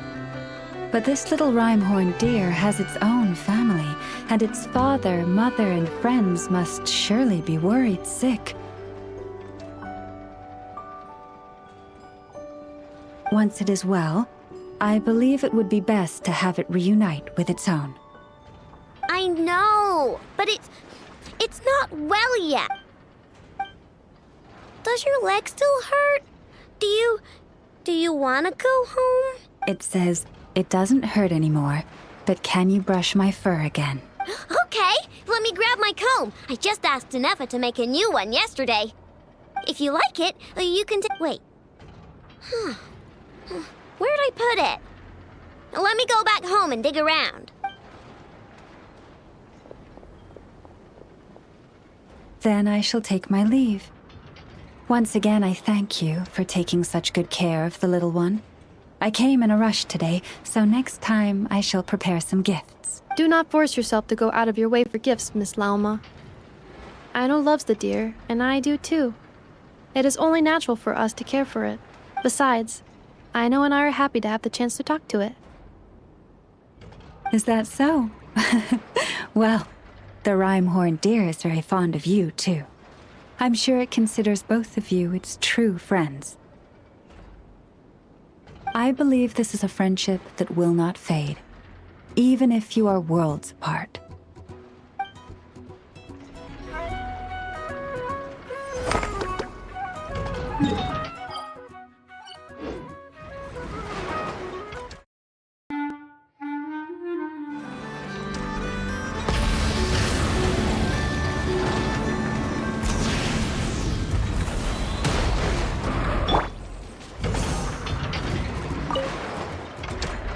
Hello, Miss Lauma.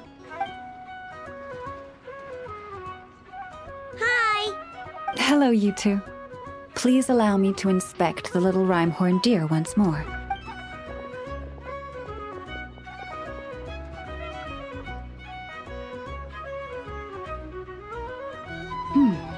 Yes. It's doing a lot better now.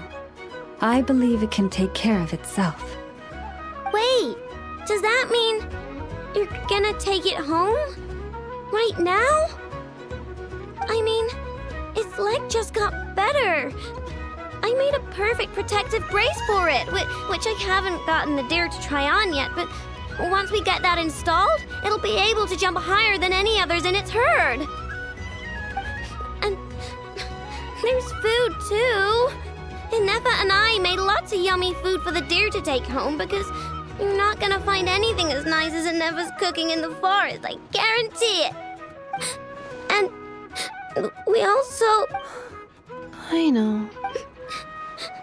Can it stay here? Please? Of course.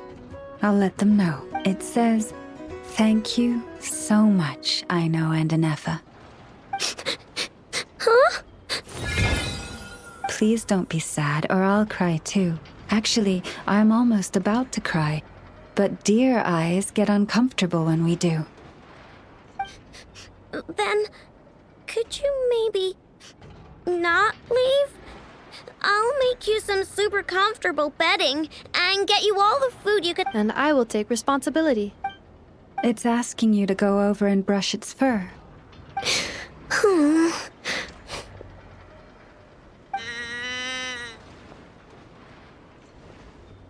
Miss Lauma, are you certain you can find its herd? If this deer had truly fallen off a cliff, as you say, then its family must have been working hard to find it. After I take it back, I'll first thoroughly investigate its past movement patterns, as well as the physical characteristics of the herd's leader. Although Nodkrai's deer population is large and scattered, this simply makes success a question of time and effort, and of following the many intertwined clues to locate the herd. Thank you. We will compile all the information we know and send it to you to aid in your search. Then, will it be staying at the Frost Moon Scions for a while? Can I visit? Of course. The doors of the Frost Moon Scions are forever open to you. But it's still going to go home someday. I know how deer are. They don't stay in one spot for long, which means pretty soon I won't be able to find it again. Yes, it is best for the children of the wild to return to the wild. However, it will take some time to locate its herd. While it stays with the Scions, you may feel free to visit at any time. I'm sure the little one has many, many more things it wants to say to you. Then I'll visit the Scions every Tuesday. On Mondays, Wednesdays, and Fridays, I've got to do maintenance on Anefa. And on Thursdays, I have to sort out the circuitry around here, so I'm only free on Tuesdays. Of course. Feel free to visit whenever the urge strikes you. Unless anything out of the blue occurs, you may always find me near the Frost Moon Scions library. All right, it's a promise. Let me think what else I need to tell you. No, but there's so much I want to say and so little time. I believe there will be enough time to say your farewells.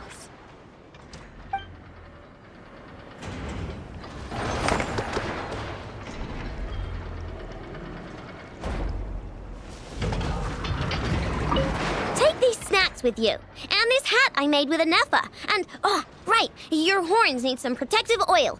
Give me a minute. The protective oil is with me, I know. Let me assist. It says...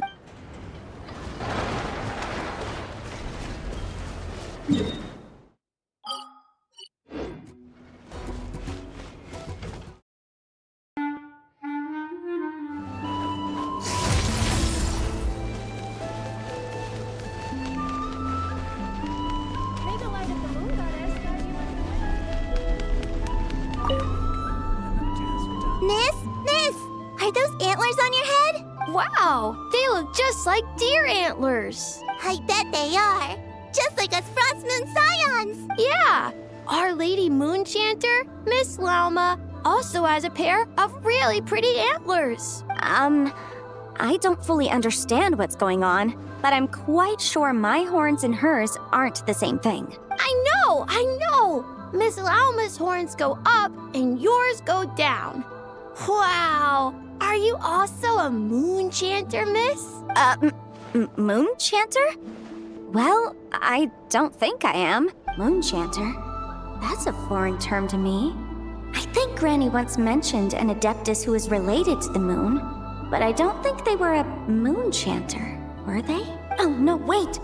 Granny told me not to tell outsiders about Adepti. So, what should I say to these kids? But your horns are just as pretty as hers. Miss, can you talk to animals like Miss Lauma can? Oh, hey, my savior's here. Hey, traveler, over here. Let's skip that first. I need you to save me right now. If these kids keep asking me questions, I won't be able to hide my identity as an Adeptus for much longer. Ina, Kari, it's good to be welcoming to our guests, but if you ask too many questions, you may come off as impolite. Miss Lauma! Yeah, you're right. Sorry, Longhorn Miss. We asked too many questions. Sorry. It's just that we've never seen someone from outside the Scions with horns, so... All right. Come, Ina, Kari. You two should go home. I saw your parents on the way here. They must be worried sick searching for you. They're searching? Oh no! It's way past dinner time! We're dead meat. Daddy's going to scold me. Bye-bye, Miss Lauma. And bye-bye, Longhorned Miss. Thanks for your help, Lauma. I don't know how I would have wriggled out of this otherwise. I should have stayed in the library to search for information like you advised. Didn't think I'd be ambushed the instant I stepped outside. No need to blame yourself, Yanfei. The children are merely curious beyond their years and unaccustomed to seeing outsiders with horns. I apologize on their behalf for the discourtesy. It's fortunate that the Finches came to tell me you were surrounded by Ina and Kari. It seems my arrival proved timely. It's all right. I should have known better. That we are. Yanfei came to visit us Frostmoon's scions 2 days ago, saying that she wished to gather some reading materials. Since she came to study, I invited her to stay. Lauma's been a big help. I've gleaned lots of valuable information from the Scion's library. Maybe even stuff that'll give Shinobu a surprise. You're too kind, Yanfei. You were merely browsing our archives and writing down some of our customs. Although, I do not understand these borders of law you mentioned. As long as your time here has proven fruitful, then all is well. The borders of law are essentially... On second thought, it's not the sort of thing where a short explanation will suffice. Once the book's done, we'll just send you a few copies. It should be clear once you read it. It's a universal law book that should be concise, engaging, informative, and easy to understand. We'll cover legal concepts, as well as the regulations present in many nations. Is that so? Well, then I look forward to reading your work, Yanfei. I believe the children will be interested too. I promise it'll be interesting. I guess I should head back to the library and continue my transcribing for now. See you both around. I hope our Adeptus finds what she's looking for. She told me everything on her first visit. I must admit, seeing an Adeptus with horns fills me with a sense of familiarity. I listened to her many stories of Liyue's Adepti, and in exchange I granted her access to our library. In that, she has thus far proved most rule-abiding. A praiseworthy virtue, I must say. Is that so? Well, that's wonderful. She did mention a certain white horse Adeptus while telling me of Liyue's legends. If memory serves, our books do chronicle a divine envoy who once dwelled on the moon. Now, do not concern yourself overly with a mere flight of fancy on my part. But now that we have broached the subject, far apart though Liyue and Krai might be, both have always bathed in the moonlight. I pray that the people of Liyue may also be blessed by the moon, and lead lives of peace and prosperity.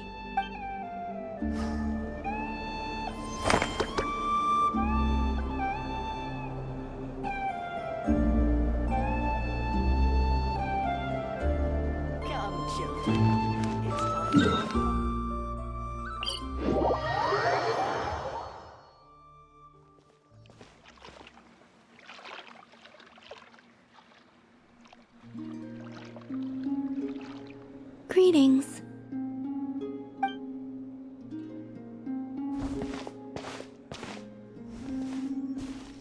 Huh? Are you heading out, Columbina? Yes, I need to get a lyre repaired. What? One of the Kuhenki's lyres is broken. She greatly values this lyre, so I wish to have it restored. Man, Kuhenki sure are multi-talented. Of course. This little one often performs around here, and I sometimes sing along. You know, Paimon's been thinking this for a while, but you sure do spoil the Kuhenki. Well, it's only right. They have kept me company all this time, and often bring me amusing objects as well.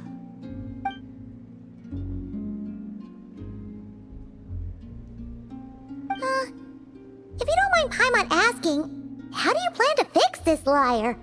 Didn't you say you didn't want to be seen by others? In the past, small animals or kuhenki would help deliver broken objects to an artisan's doorstep for me. All I had to do was wait for the artisan to find it. Of course, sometimes that would take a few days. Seems like a roundabout way of doing things. Yeah, just leave it to us. Who knows? We might even be able to get this done today. Very well. Thank you. Our pleasure. By the way, what artisan do you usually bring your stuff to? I don't know her name, but there's a large mechanical hand by her door, and she lives in a round, conch-like home. The aroma of crumb cakes often wafts from within as well. Yep, that clears it up for sure.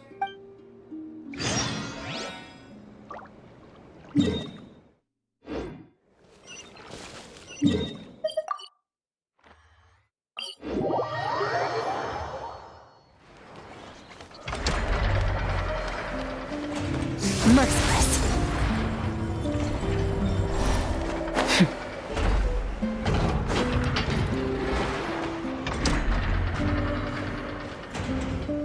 I know. Are you home? Wait, Paimon? Is that you? What brings you here, guys? Bring me any snacks? Paimon knew you'd say that. Here, we got you these on the way. Quick, hand them over. Inefa's gonna be back soon. So, you here to hang out? What sort of fun things should we do? Actually, we need your help with something.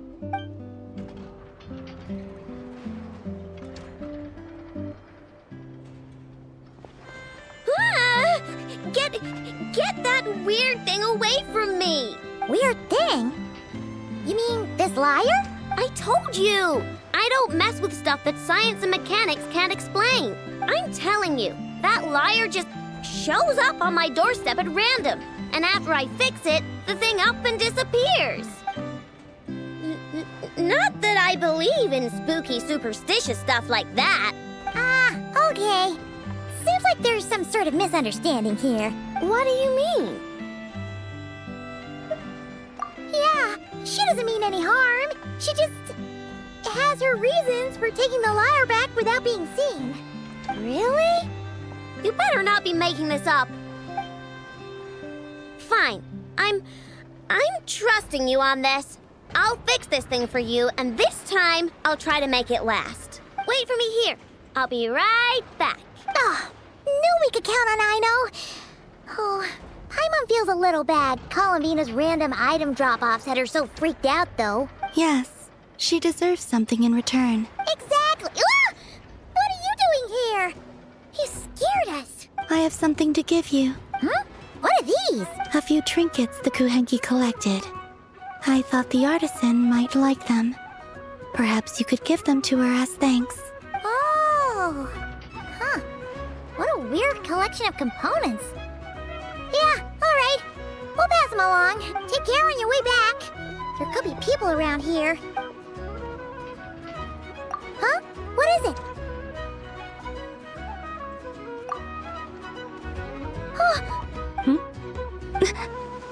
Analyzing appearance. What are you doing that for? Match found. Resemblance to not Krai moon goddess statues is 95%. Margin of error minimal. Inference assessment accurate.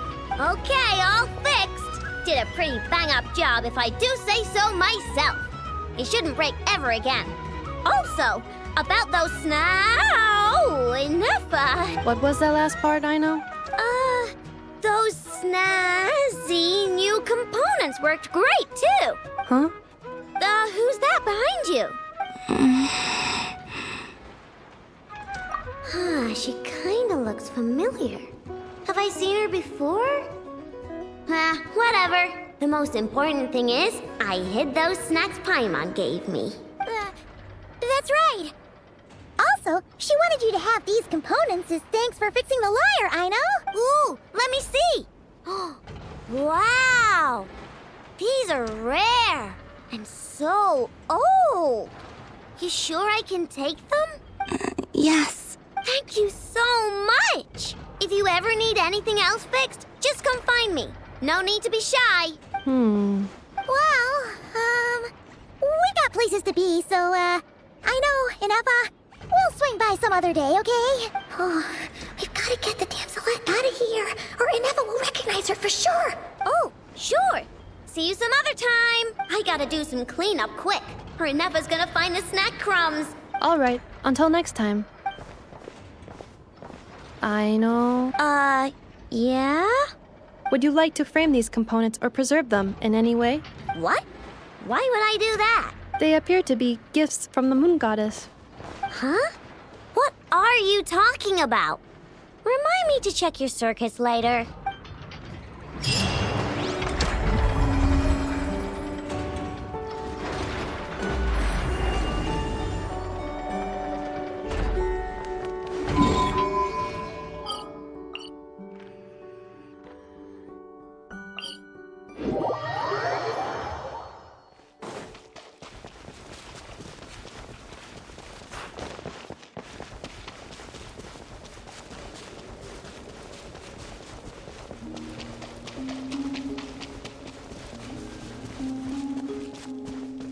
It's just like a seesaw. If you take something from this side and don't put anything on the other, the seesaw will tip over. People often give things to the Kuhenki, praying for good luck. I'm teaching them the importance of doing things in return.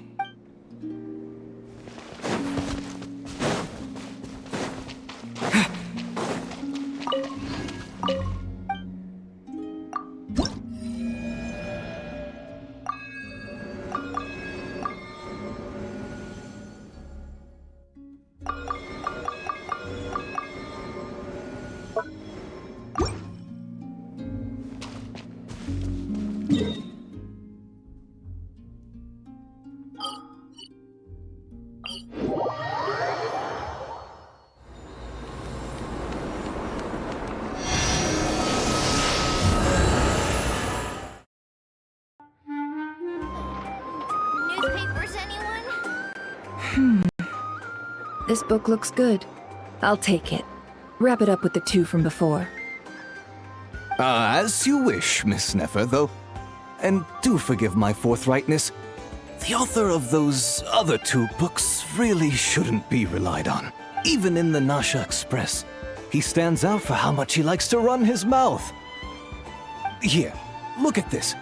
The art of reading others, and then the art of social intercourse. He doesn't even dare use his own name. Don't worry about it. I'm buying them for that young madam I have working at the curatorium. Hopefully, she might learn a thing or 2. Sure, a little light reading won't hurt her. She's so brash and reckless. Why, I can barely send her off on any critical work without feeling ill at ease. Yes, and wouldn't it be interesting to see who's more unreliable? This author or Yehoda? If it turns out to be the latter, well, that would be quite the headache. I'll probably need to encourage her using some other incentive.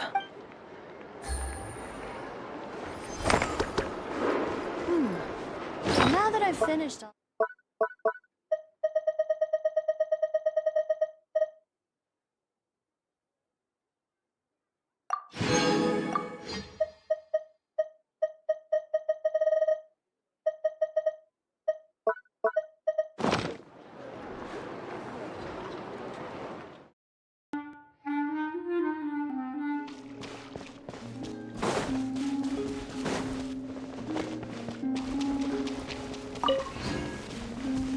A little to the left.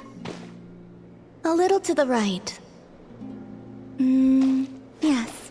Well done. A little to the left. A little to the right. Yes. Well done.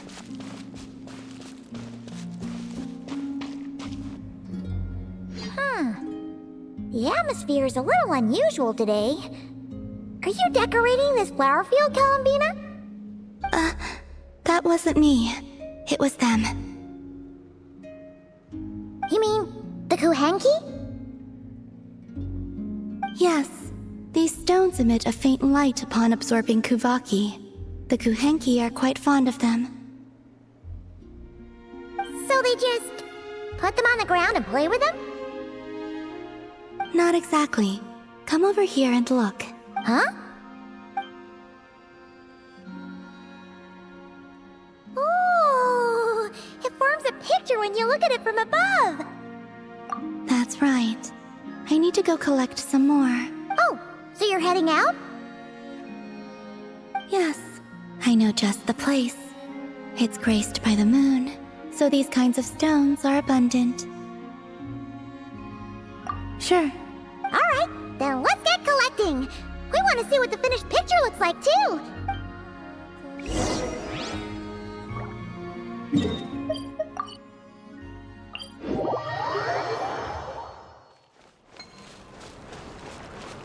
Fearless.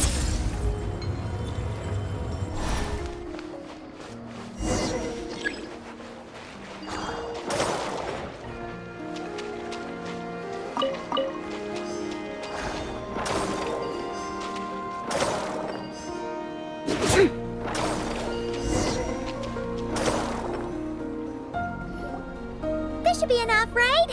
Feels like we grabbed a whole bunch. Come on, let's head back.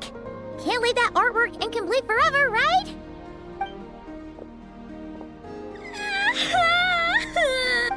Quick, hide! Someone's here! Where am I? Mommy! I want to go home! Oh, looks like she's one of the Frost Moon Scions. Is she lost? You will? Yeah, of course. She sure looks like she needs it. The Frost Moon Scions are deeply wary of outsiders, correct? You have no antlers. The hour is late. What if you scare her off instead? Okay, that could happen, but we can't just do nothing. Come with me then.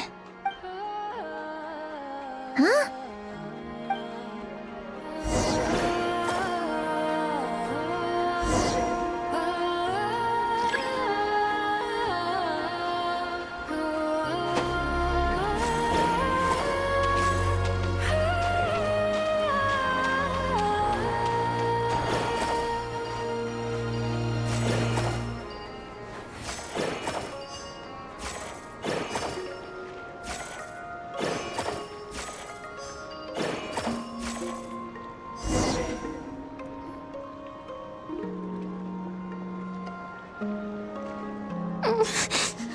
Huh? What's this? It's so pretty. That should do it. And off she goes. That trail of stone should lead her back to the Frost Moon Enclave.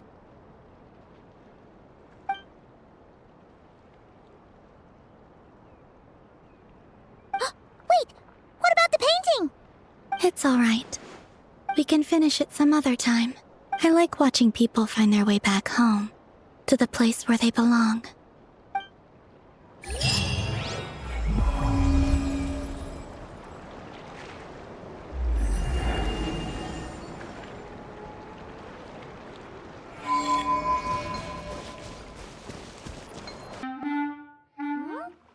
What are you looking at? Huh? What's he doing here all alone? Is he looking for the damselette? It kinda seems like something scared him. Come on, let's bring him inside with us.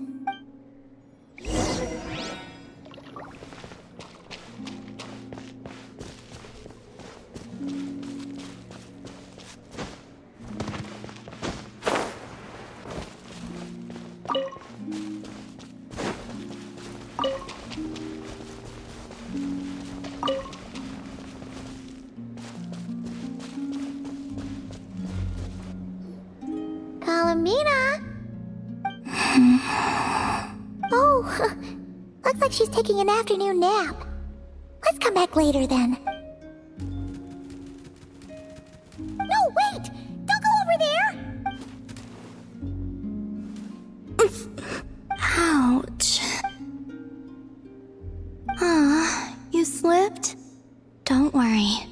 hurt. Oh, you two are here as well. Oh, guess a moon goddess isn't immune to a few bumps and bruises. I don't mind little critters bumping into me, so long as the kuvaki emanating from them reflects no ill intent. Did something happen? Why are you so afraid, little one? I see. Oh, so you can understand these animals too? The moon shines high over Krai. All animals that grow beneath the light of Kuvaki can be considered familiars of the moon goddess. So, what did this little guy say? That monsters have appeared where he lives. He was looking for Lauma, but the monsters chased him to this area. Oh, no wonder he's so scared. Back to Lauma, I think. She will know how to handle this. Alright, looks like it's another trip out for us. Oh, since we're heading to the Frost Moon Scions, make sure you hide extra good this time.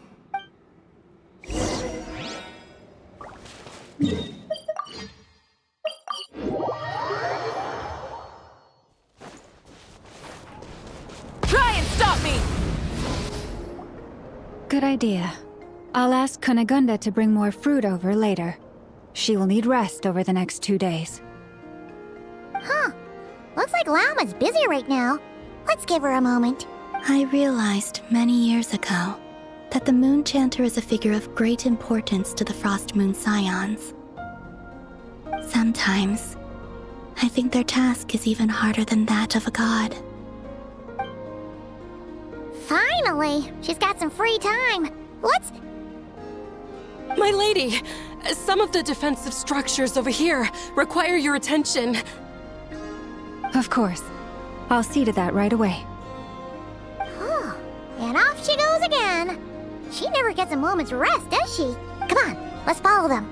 But keep it quiet.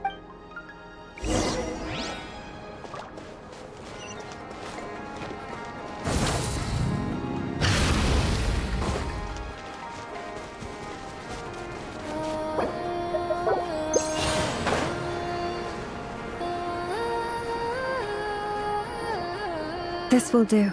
Thank you. Come night or day, may the moonlight connect us.